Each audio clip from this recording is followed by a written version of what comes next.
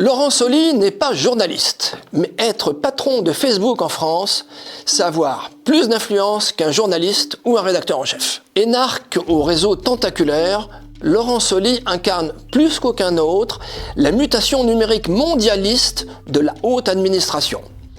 Ceci à l'heure où les GAFAM recrutent à tour de bras des lobbyistes dans les personnels politiques et dans les institutions. Né en 1970 à Villefranche-sur-Saône, Laurent Soli fait des études classiques, Sciences Po, puis l'ENA, promotion Victor Schœlcher. La préfectorale, le Lot-et-Garonne, le Var, puis le territoire de Belfort, où il est remarqué par Claude Guéant.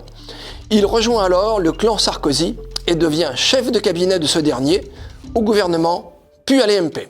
Responsable de la communication du candidat Sarkozy, il contribue à son élection. Mais il est en froid avec Cécilia Sarkozy. Il ne rejoint donc pas le gouvernement, mais devient en mai 2007 le numéro 2 de TF1, où il va se brouiller rapidement avec son patron Nonce Paolini. Juste au même moment, Facebook France est accusé d'évasion fiscale. Le groupe est à la recherche d'un homme qui connaisse l'administration de l'intérieur et qui pourrait rassurer en haut lieu.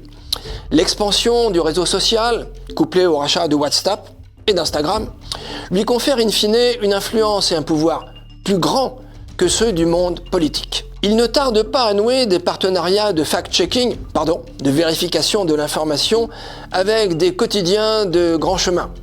Les Décodeurs du Monde, Check News de Libération. Pour les autres médias partenaires, que du beau monde, l'AFP, BFM TV, France Télévisions, France Médias, L'Express et 20 minutes.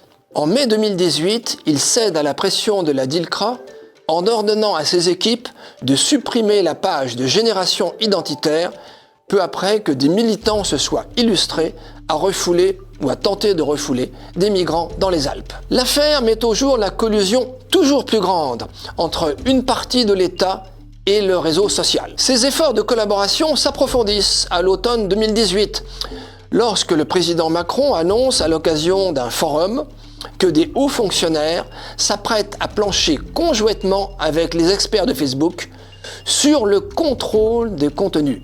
Je dis bien sur le contrôle des contenus.